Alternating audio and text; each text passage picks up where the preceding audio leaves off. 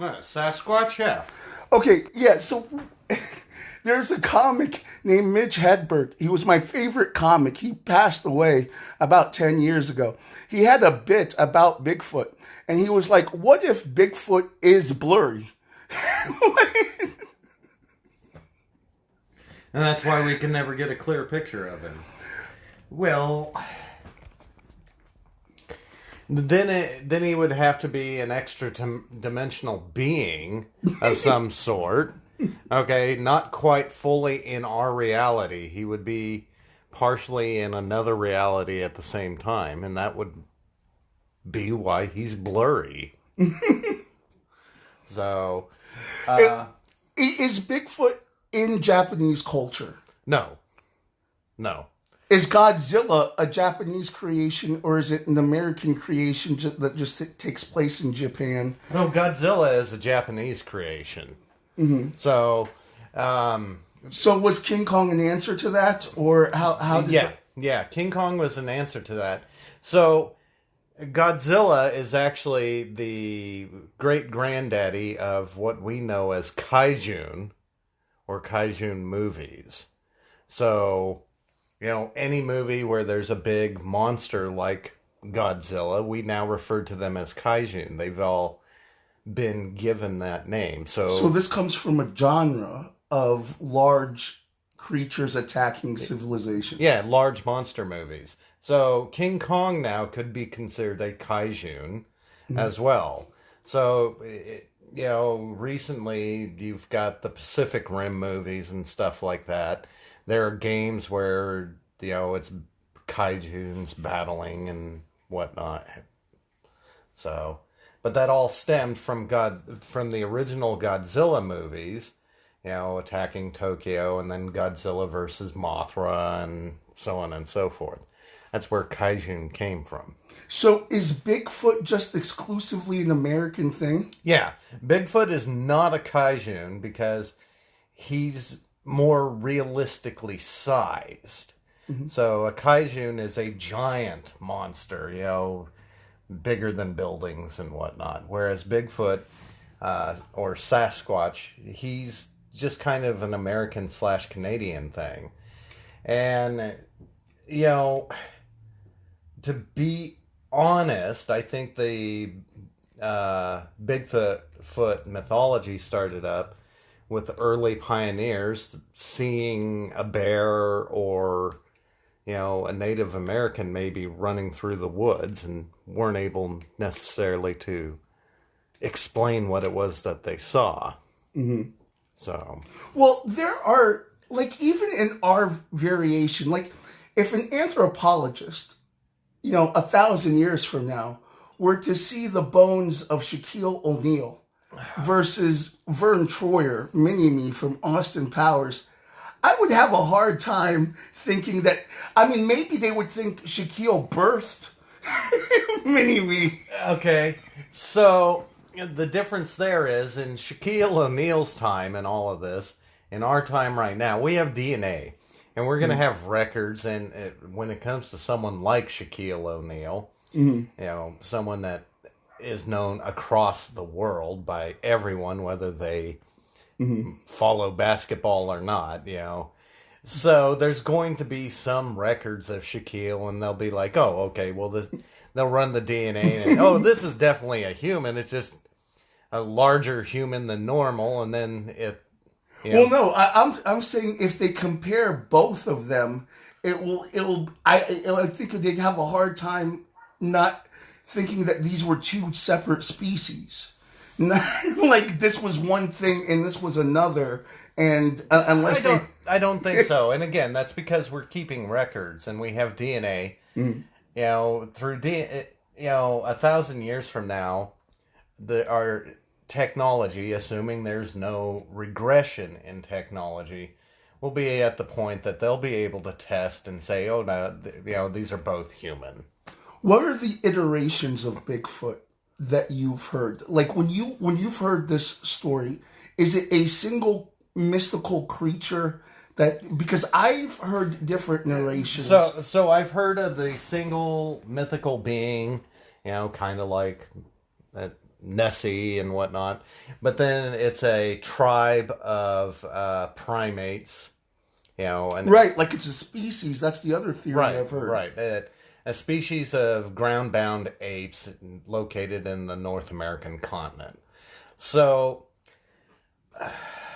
now my issue with Sasquatch, it's not that I don't believe or anything, but if it's an actual species, North America is fairly well explored.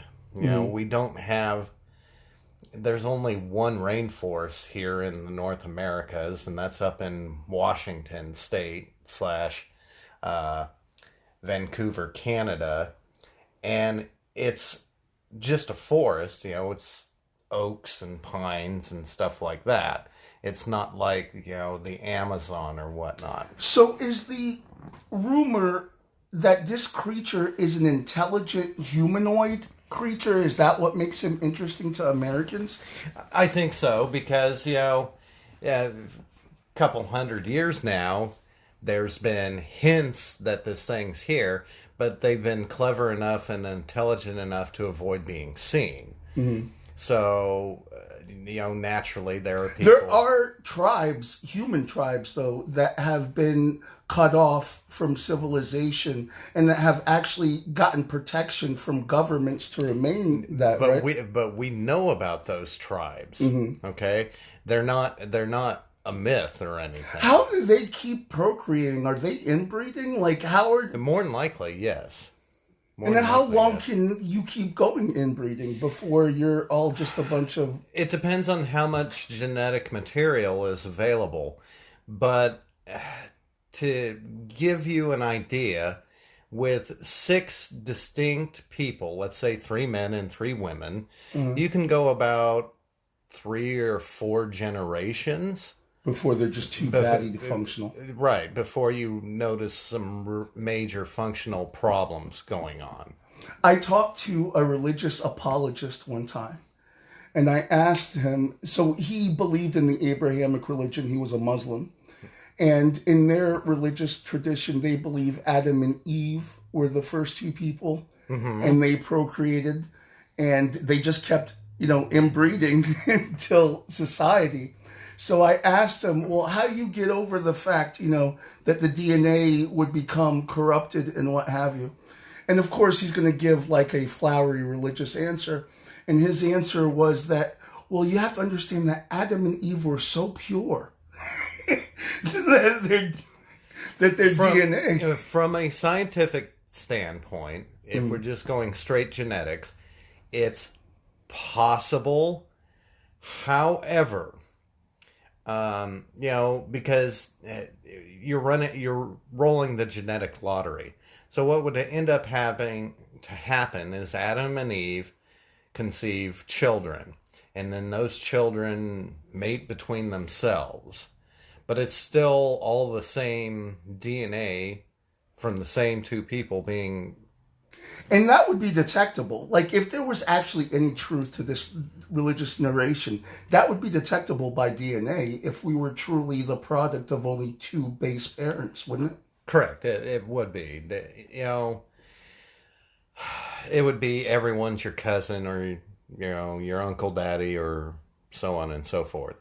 So if you wanted to take religion seriously and truly debate it, that argument right there would kill it off full stop. Not necessarily, because it is possible. Okay, so you're using these 2 base genetic pairs to found the entire species. About the 3rd generation, let's say every 3rd child, and I believe that's the correct stat, would come up as an abomination or an aberration or something like that, in the 3rd or 4th generation.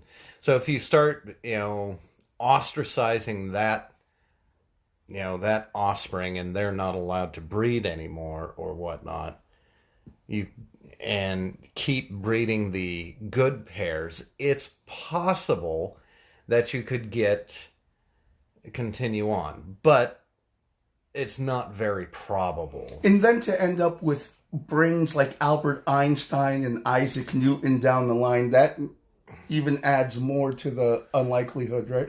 It does, because I'll be honest. They say that Homo sapiens, which is what we are, have been around since 10,000 BC. So that means 12,000 years. That's not enough time For variation. for enough variation.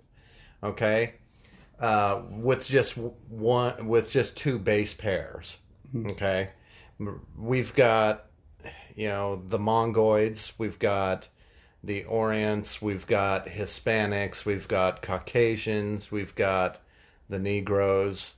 There's just too much variation in Homo sapiens to have come from just two base pairs. Let me tell you about this idea that I had the other day. So I'm smoking this chocolate hashberry weed, 30% THC, high out of my mind. And I like to get high and I like to contemplate like the meaning of life and the cosmos and think deeply about things. Right. And the point you just made, human beings have been around for 12,000 years. That we know of. Right. I actually was looking at it even deeper. Our species, primates have been around for about, 200,000 years, you would agree? It sounds about right. Right. So if you include like cavemen and what have you. Now me and you, and everyone you know and I know, it's weird to me that we exist in this time. Like, throughout all of humanity, human life has been exactly the same except for the past 100 years. Just snap. And we're here. No, that's not true. That's not true. Humanity. I'm talking technologically, like no, with cell phones. That's still not true. So you okay. When it comes to technology like computers and whatnot, yes, that has just happened in the last 100 years or so. But there have been some major innovations technology-wise. You're limiting technology to mechanical. Well, I'm going to tell you why I'm stuff. doing that in a second. Okay, but one of the big things, one of the greatest inventions, once we learned fire, outside of fire, is when the Ice Age ended, they started creating communities. They started creating villages and whatnot. And that's what led to innovations such as, bows and arrows over spears, so on and so forth. Technology has always been improving. The reason it didn't seem to advance more rapidly is because when we first started out, we were in an ice age. We were just bands of hunter-gatherers wandering around. Mm. Okay? When the climate became better, more hospitable, we were able to settle. We learned agriculture, and that created communities, and then since people weren't spending all their time trying to find something to eat, they were able to devote their intellect into other things. Well, how can I do this better? Well, the reason I'm so focused on this particular age of technology, there's a futurist who works for Google. His name is Ray Kurzweil. I'm probably his biggest fanboy. I have been studying his work since, at least for the past 15 years. And he is a bona fide genius. He was, back in the 60s, he was inventing computers that can write music. There's actually a show, it was in the 60s, like What's My Line or What's My Secret, one of those weird shows. And his thing was he played music, and his music was written by a computer. So I've been fascinated with him. The thing about him that fascinated me the most, every science geek that I know of has lived to see one invention or another that they thought was impossible when they were a kid. Neil deGrasse Tyson, I'm sure you've heard of him. Yeah. His his thing was doors that opened by themselves. He never thought that could be possible. He would watch Star Trek, and he was like, they would walk past the door and it would open by itself. And, I used to make fun of this when I was a stand-up comic, and I said, this is all because of Jewish lawsuits, because they were... Well, and you and I, our entire lives, we've known about automatic doors. Mm-hmm. Okay? So... right now we're at a point where we're using our technology, our computers, to develop our technology even faster. And that's the way it kind of works. When you get to a certain point where you can use what you've already made, it will accelerate the next generation of stuff. So one of the problems our ancestors had, one of the first problems, was communicating ideas from generation to generation. There was all an oral history.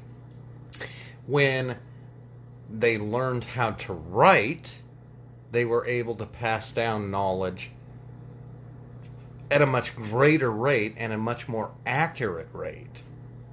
Okay? The problem we've had is that, back in the day, not everyone was literate. Even today, there are people that aren't literate. They're not able to read or write. It seems weird, but we're in a first world country, so we assume everyone else is literate too. But you go to Africa, and there are people, they don't know how to read. Well, there's places like Markham, Virginia today. Like, I met a girl who was a supervisor for like a major corporation, and we went on a date and got to know each other, and she took me home. I met her mother. Her mother couldn't read. Right. It blew my mind. Like, I had to like contain myself to be like, what? You can't read? Right.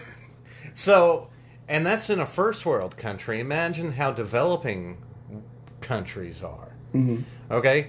So, the more literate a populace is, the easier it is for ideas to flow, the more discoveries and inventions come out of that, population. Well, let me tell you what I thought was impossible. What I thought would be impossible to invent, and I would have bet anything, would be speech-to-text software. I would have said there's no way they can get that right. There's no way a machine is going to, because sound is just vocal cord vibrations. How is the machine going to be able to tell one, from different voices? How is it going to be able to tell breathing from sound, but yet it can do it perfectly, and it blew my mind. That's mathematics. It's simple mathematics. Mm-hmm. So every sound that we make creates every word that we say is a mathematic equation. All we needed was to figure out the proper, programming for the device to understand it. But you and I have different sounding voices. A human being we may have different sounding voices, but when we say the same word, we're using the same tone, and that generates... Okay, so back to Neil deGrasse Tyson. He did, the Space-Time Odyssey, Cosmos. Mm-hmm. He on Netflix, it was a continuation from Carl Sagan's. That's right. One of the things that he did in one of the episodes, he was talking about wavelength. Okay? So even though you and I have different sounding voices, when we say the same word, the computers or the microphone picks it up and can measure the wavelength to figure out what exactly it is that we said. Again, this is all just programming, and programming is just mathematics. But I thought it would just be too complex.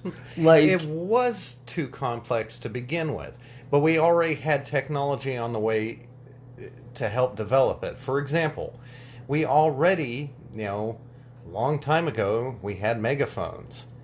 Then we had recording devices. Well, the biggest leap now is the fact that we have figured out a way to make computers teach other computers. There's a game called Go. I don't know if you're familiar with it. I am. So it's supposedly, bless you, supposedly it's like chess, but much more complex. It's a version of Chinese chess, yes. So they couldn't teach a computer this game the same way they taught it chess, where it's just there's so many moves, this is what you do in every move, that's it. So what they did was they taught a computer how to play Go and then made it play itself. And within hours, it could beat the grand master, any human being in the world. And what's amazing, like once a computer beats a human, that's it. It's going to always beat a human. It's never going to be like a 3-5 contest. Once a computer figures out how to beat you, it's going to beat you 100% of the time. Yes and no. Okay, so the one advantage that human beings have over computers right now is the fact that we are unpredictable. Mm-hmm. Okay?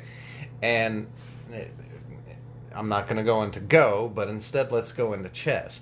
You hear all the time about a grandmaster playing a computer at chess, and the grandmaster wins. How is that possible, considering the computer can do all these calculations, like that, but the human still wins?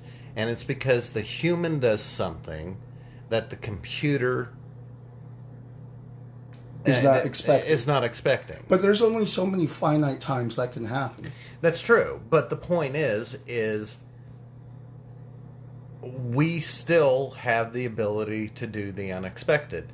A computer, no matter how well programmed at this time, is going to follow a logical, mathematical precision. Mm-hmm. It can't do anything else, because if it did, it has an error code and has a tendency to crash or something. According to Ray Kurzweil, computers are going to have human level creativeness and consciousness within 10 years, 20, 30. And that's the thing I want to talk to you about. I'm not sure 10 years, but he's got a thing about exponential growth. Right, and that's what I've been talking about, is using technology to make technology. Mm-hmm. It's going to get faster and faster due to, the exponential growth theory. All right, so it is going to be within our lifetime that computers are going to be very equivalent, if not superior, to us. So this is how everything merges in with the vision that I had when I was stoned out of my mind. So according to Ray Kurzweil, within 10 years, human beings are going to have the option of being basically immortal. You'll still be able to be hit by a bus and be killed, but they're going to have nanorobots that's going to be able to repair every cell in your body, and 3D printers are going to be able to print you out new organs, so you will be able to survive as long as the brain matter in your body allows you, which as far as we know can go up to some guess between 1,000 to 10,000 years. So according to Ray Kurzweil, if you can make it to the year 2030, you'll be immortal. Okay, the answer is no, you won't. And here's the reason why. You're not going to have enough money. I'm not going to have enough money. He says that 3D printers are going to fix that, and there's going to be universal basic income. No, it's not. Okay, okay, the first thing, 2030 isn't that far off. No. Okay, there is no signs in our current civilization that monetary value is going to go away. There's absolutely no signs of that. Well, the only thing that can't be replicated, and I may even be wrong on that, I would say is land. But anything else, so that's the only thing that has... But what I'm saying is, human beings are greedy. Okay? And our world right now is driven by economics. Okay? We have not gotten to a point as a species where everyone's needs are fully met. Mm-hmm. Okay? For either of us to benefit from this immortality, that would have to happen first. Now, the rich, if it does come along, the rich are going to be able to afford it because they're rich. Mm-hmm. The rest of us are not going to be able to afford it. There has to be a change to our society to make it so that everyone would be able to benefit. Have you heard of purgatory? Yes, we've talked about purgatory before. So my theory that I came up with is the following. You are never going to die. You are going to live to possibly see everyone in your life die. You'll see me die. You'll see everyone you know die, possibly. Or they may make it with you. But what if we are all in purgatory right now and our purgatory ends when the singularity comes? And because if you look at the Muslim description of heaven, what is the Muslim description of heaven? You get 70 virgins, you eat all you want, and you live like a king, right? But that's the promise of technology. You're going to have robotic companions that are going to look human, and they're going to be virginal, and they'll be ageless and gorgeous. You'll have all your faculties. So my theory is right now we are all in a state of purgatory, living out some punishment for what we did. And you're going to live to see everyone die. But you're going to live for another 10 years till the singularity comes, and then you're just going to exist in the Muslim paradise. But it's going to be here, controlled by the singularity. No, that's possible. It's a fun thought. Right. I've gone several different ways with the idea of purgatory. I honestly do believe that this is a version of purgatory. Okay, if we want to get metaphysical or religious, according to most major religions right now, Judaism, Christianity, Islam, and whatnot, the founders of our race lived in heaven and then were removed from heaven. Oh, that's right. Adam and Eve were... Well, the Muslims don't describe it as heaven, but like a better place than earth, but not quite the ascension of heaven. Right. And in the Christian and Judaism, it was the Garden of Eden, paradise, the perfect paradise. That sounds like heaven. Okay? Maybe, just the front lawn of heaven, but still it sounds like heaven. Anyways, they were kicked out due to the original sin. Okay? They weren't sent to hell. They were sent here. They were sent here. Okay? Those religions that ascribe to the idea. But another flaw of with that is we're paying the price for their sins. Right, but the religions that ascribe to the idea of purgatory say that purgatory lies between heaven and hell. Well, so this would be it by default. By default, because we are between heaven and hell here on earth. Okay. Now, if you look at the Norse religion, Vikings and all of that, we are Middle Earth. We are in between the lower realms and the upper realms. Once again, we're in purgatory. The argument could be... I thought it was interesting that I had the vision that merged the Muslim because the Muslim religion is the only religion I know of that has the most descript narration of their paradise. Like they specifically list gorgeous companions that you'll be able to have sex with, great foods that you'll be able to enjoy. Ray Kurzweil says that they're going to develop technology where it's going to be an implant in your brain that's going to be able to release pleasure and make you experience anything you want to experience. You'll be able to experience eating as much chocolate cake, and every bite is going to give you the same, pleasure sensation as if you were actually eating it. And it will make your stomach have the same sensations, and it won't have any negative effect. You could literally, if you just take out the opening paragraphs, take the Muslim description and take Ray Kurzweil description, and they literally overlap perfectly. It's just he fulfills everything with science that they're... All right. And here's the thing. It's quite possible. But how boring. That's why I was going to ask you, do you want to live forever? I used to think about God. Like, if God was real, how the hell does he deal with the boredom? And the only thing I can think of is he wipes out certain parts of his memories. Like, if I saw the movie Tombstone, it was one of my favorite movies, I would love to be able to erase it and watch it over and over again indefinitely and enjoy it every time. So, what if that's an option? Well, it probably will be. We're already at the point, for example, on most PCs now, they have a partitioned drive. There's an area of the hard drive you can't go to, or that the computer doesn't access, that has backup files and the ability to restore the computer back to a new state. Quote unquote new state. So all that is physical memory.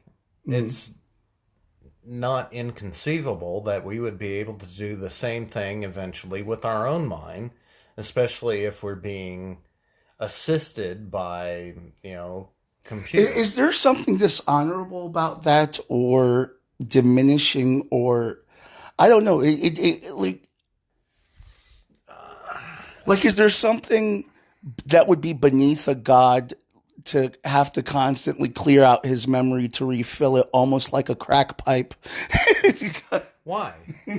No, I'm just asking, if that's going to be a point of view that you think really intelligent people would hold. Well, again, like you said, you would like the ability to block out your memory of Tombstone so you could watch it again for the very first time. Okay? Once you're done watching it again, you just reintegrate the memory of having watched it. You got the same enjoyment. Where's any of the dishonor or deceit or... Well, because I don't know, you could look at it like this is a desperate thing you have to do to be able to handle life. Well, not necessarily. I think a god would have to do that to some degree. Well, yeah, of course, because we've gotten into the cosmic being and all of that. Or maybe boredom isn't a problem. Maybe we're the only ones that have a problem with boredom. Maybe another being would just be... Plants don't seem to mind boredom. Well, that's true. But someone that has ultimate knowledge and ultimate power is going to be bored, in my opinion. But since they have, since they know everything, since they have all this power, they're going to know how to entertain themselves. And as a result, they may do exactly what we're talking about. They may block out their ability to access their power or access their memory just so that they can experience everything themselves repeatedly, all over again. I think that would be the only way you could have a paradise, is to just constantly find something that you like. That's the only way you can keep from being bored and going mad. Okay? If you're bored all the time, you never find anything to engage you. Well, supposedly the Muslim religion has an answer for that, because I'm not sure if it's in their hadith books or if it's just a narration that people say, but supposedly in the Muslim paradise, one of the things that you do is ask God for things to ask for because you run out of ideas.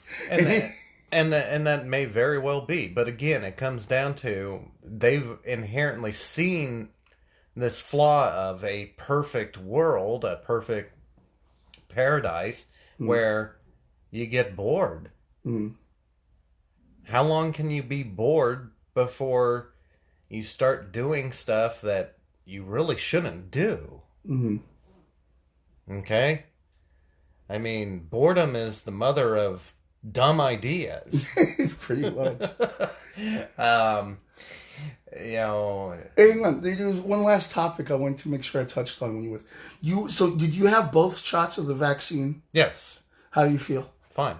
Did you have any problems after any of the shots? Because they say that everyone goes through a period where they feel like crap, or is that a rumor? So after the second shot, I had a mild headache, and that was it. I was fortunate. All I did was lay down for a couple of hours, took some Excedrin. When I woke up, it was fine. No difference in feeling, mood, thoughts, anything. You know, the symptom that lasted the longest was a little bit of numbness in my arm, but other than that, that went away. Did you see the confrontation between Rand Paul and Fauci? You got to remember, I don't have TV, man. Oh, okay. So you're familiar with Fauci? Yes. Okay. Are you familiar with Rand Paul? No. So Rand Paul is a congressman. He's a Republican. It's very interesting because he's kind of known for being like the bad guy or the heel. But this time politics and professional wrestling are very similar. It's all staged. Yeah, it's all staged. There's good guys and bad guys. And the news tries to present politics like professional wrestling. Like Rand Paul is the bad guy wrestler. Dr. Fauci is the good guy. But so it turns out Rand Paul was cross-examining him in a Senate hearing. And he was grilling him and really made Fauci look devilish. I mean, it is the best way to describe it. So there's something called gain-of-function research. And Dr. Fauci was funding that in the Wuhan lab. So the argument, and this is by also Dr. Robert Redfield, is that the coronavirus is a manufactured virus that escaped the lab. Fauci is trying to argue that it's a natural virus from bats because if it gets found out that it escaped the lab, it's going to destroy him, his funding, his companies. All right. So first off, is it possible that coronavirus was genetically engineered and manufactured? It's possible. That's not the issue we need to be addressing right now. The issue we need to be addressing is the vaccination of the population. Okay? And even the majority of the Republican Party right now is on board with saying, hey, guys, enough, get vaccinated. What about the concern that if this is not a natural virus, that the mechanisms to treat it may not be the same? Or are you saying that even if it is manufactured, the antidote for a manufactured virus, even if it was made to be a weapon, would be exactly the same as if it had gone through natural means? Yeah, it's going to be the same, okay? As an example, smallpox, it was a natural virus. We found a vaccine for it. We killed it. Anthrax is not natural. Okay, it's used as a biological weapon, but they use vaccines and treatments similar to any other deadly disease or virus. That, I think, may be the most important thing that was said during this discussion, because I think that was the most convincing argument against the vaccine. I mean, that was the one that had me hesitant, was if this is a manufactured weapon, what if the way to treat this is different? And what if a part of the weaponization of this is to respond viciously or aggressively to antiviruses. Yeah, and that's not the case. Even with the manufactured virus, they're going to go through the same process to find a vaccine or a cure or a treatment of some sort. It doesn't matter because, again, anthrax is manufactured. It's treated the same way as any other virus. You receive a vaccine, okay? U.S. soldiers are vaccinated for anthrax. That's fascinating. I'm glad we got to cover this. I think this is going to help a lot of people who are skeptical about the vaccine because, in my opinion, this was the most rational argument against the vaccine. So I think you've done a good job at dispelling that. Well, thank you. Is the vaccine totally safe? I can't necessarily address that. I'm not a doctor. I haven't studied the pathology, but a lot of other doctors, people smarter than I am, more knowledgeable in this field, have tested it. They support the vaccine. So somewhere down the line, let's say this vaccine took 5 years off my life. Okay? I will trade that 5 years for possible certain death if I contract it. Or possible certain death for my parents if I manage to pass it on to them. Okay? Have you seen firsthand any negative effects of COVID based on your profession? Or Personally, no. I have not seen any issues with the vaccinated people that I've encountered. Or non-vaccinated? The non-vaccinated, well, let's take a look at Florida right now. Okay, there you've got 6,000 new cases of COVID hitting their hospitals daily, just about.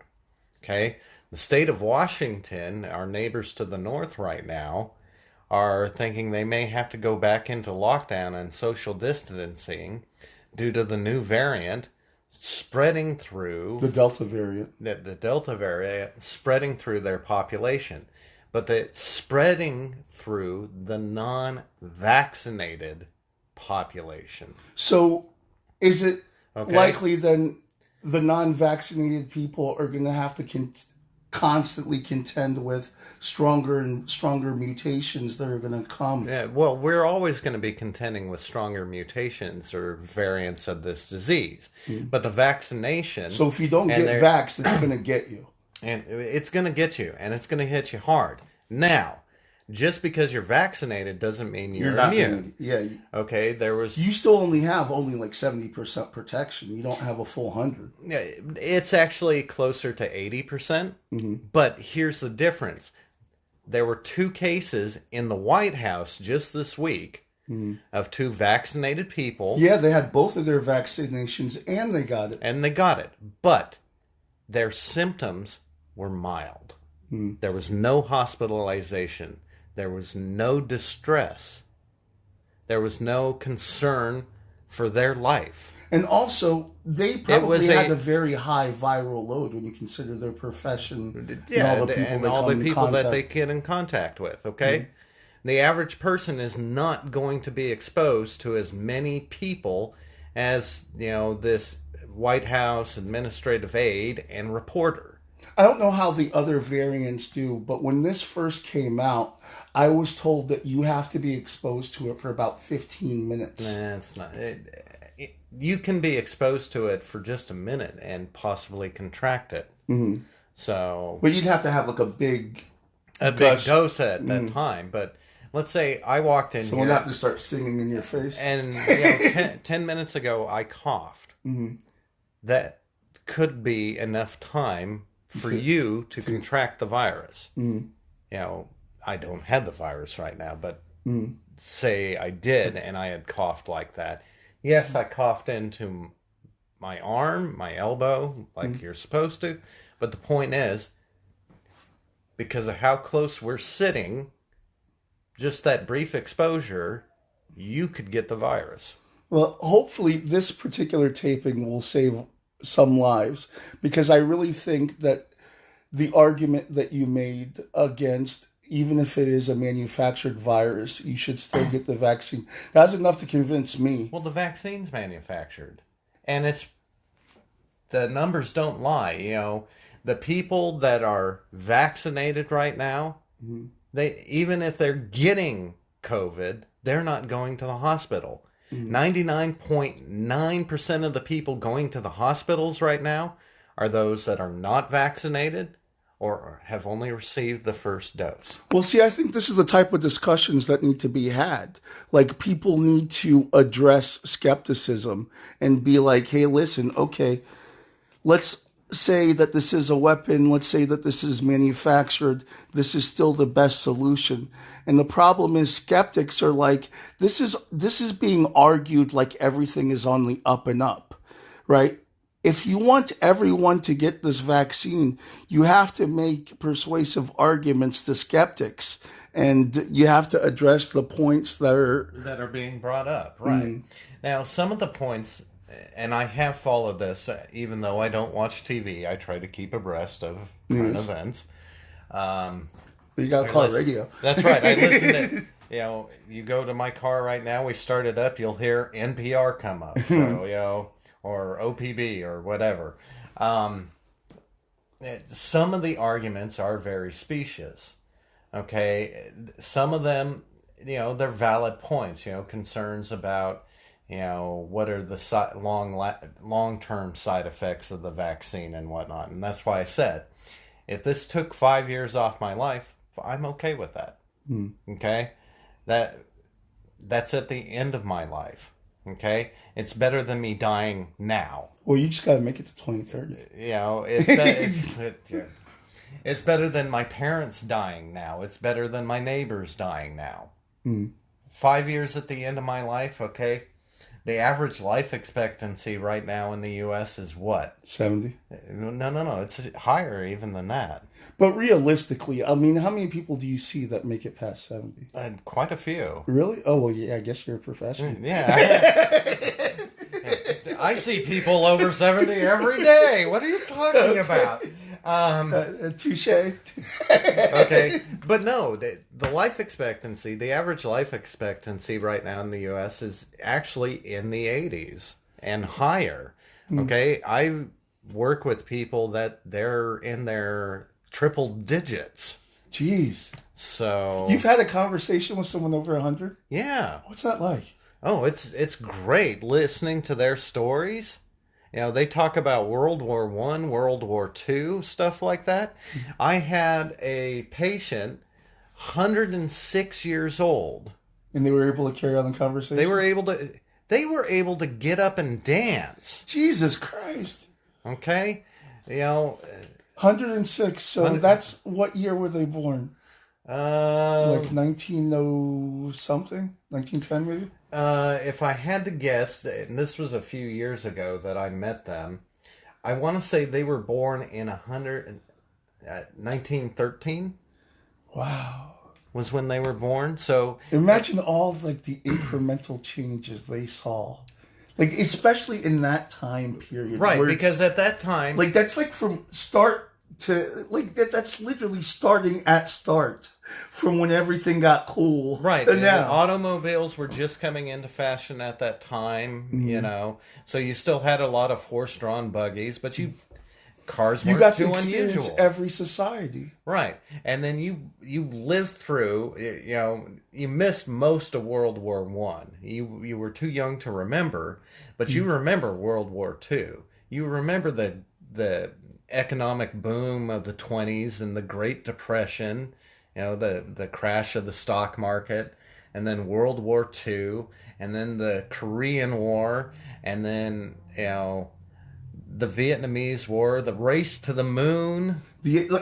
I remember my mother told me, she was like, the very first coherent sentence you said, you were maybe 5 or 6 years old, you were sitting on the couch, and you said there has to be a way to change the channel from here without having to get up to walk to the TV. I would have invented the remote. You had the concept of the remote at 5. Right, okay. But I actually, you know what I did? I took a broomstick and I took a wrench and I duct taped the wrench and I would hold the broomstick and then I would turn. well, that wasn't a remote then. What you made was a grabby arm. Yeah, except it's a gravity stick. That's true. That's right. So instead of creating a remote, I invented the grabby arm. It doesn't quite work right all that It's well, a but pirate version from the 1500s, like a peg leg. Arr, A peg matey. arm. Arr, matey, I'm gonna change the channel now. The arm changer, matey. Arm. Jeez. But no, it's amazing. But you think about it, and that you had that thought when you were 5, and you've already told me that where you grew up and everything. So, Oh, I've had a lot of thoughts when I was a kid that ended up being like steering. I remember I said my second thing was you should be able to change the radio station from the steering wheel. And I also said there should be a way to turn, when the remote controls finally came out and I saw it, I said there should be a way to talk on the telephone with your remote. Because look, the numbers are already here. You should be able to just dial. right. And now, yes. Now the phone is the remote. Yeah, you can turn your phone into a I remote. literally control this Roku with my phone. Yeah. It's crazy. Yeah. And I've done the same with my smartphone. If I can't find the remote for my just TV, use that? I just grab my smartphone. I don't know where the remote is. Here, click there. And that even though I don't watch TV, I do have a TV. Yes. And that 106-year-old guy got to see all of that go from nothing to these magnificent... Like, he was there when the computer, 5 megabytes, was the size of this entire apartment complex. Mm-hmm. And now he gets to hold in his hand more power than NASA had when they went to the moon. For $20? Right, exactly. So people like that have the greatest stories. They have the greatest stories. One of my favorite patients, he was an older gentleman. He was born an American, but raised in France. And when World War II started, he was in France serving in the French Foreign Legion. So when Germany came in and conquered France, he was there. He was there. And he was sent to the Northern Africa to serve. And when the United States sailed over and plopped down to get involved in the North African campaign, he took his platoon and surrendered to the Americans because he didn't want to fight Americans. Wow. He led his platoon, and he told his commander, I don't want to fight Americans. Well, you're going to do your duty. You have no choice. So he led his platoon out on a patrol, found an American Army detachment, and said, I surrender. I surrender myself and my platoon to you guys. What you want to do? Where you want to go? So, he had incredible stories. Absolutely incredible. That's amazing. So, was he psychologically okay? Because I think about people like that, like all the people they must have lost through their life. He was very sound of mind. He was very sound of mind. Like Betty White, she's one of my heroes. She seems to have really. She's immortal already, so she seems to have a really positive attitude, though, and I wonder, like, attitude has a lot to do with longevity. Mm-hmm. So, again, she has to have lost so many people in the profession that I'm in. I do work with a lot of elderly, okay? And those that have a positive attitude, a positive outlook on life and their situation live longer than, when I come in and the patient is depressed and bedbound and unwilling to try and improve their situation at all, they don't hang around very long. Mm-hmm. 6 months, a year. There's this YouTuber. She has no arms. She was born with no arms. And she's got a bum leg. She has a YouTube channel. She calls herself Trisha Unarmed. And she's the most positive person in the world. She's happy all the time. And nothing slows her down. She's got no arms. She still drives with her bum foot. Nothing stops her. She just hops around. She's ultra religious. She needs to tell her bum to get a job. Coming from one bum to another bum. The outlook, a person's positivity does affect recovery and longevity. Okay? And people are like, well, there are other factors. Yes, you have to have proper care and proper medications and what have you. But if you're in a situation and you have a negative outlook, you don't take the steps needed to get through that. You're not as driven to take those steps.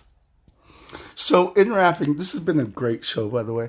In wrapping, everyone get your vaccine. Don't use any excuses not to get your vaccine. And have a positive mental outlook on everything. Well, I'm going to give one final quote. Just remember, the reason why the majority of us are here is because our grandparents went and got vaccinated for stuff like polio and smallpox and shit like that. So that's an excellent point. Everyone take that to heart. Subscribe. We'll see you soon. And thank you for listening. That was awesome. I love doing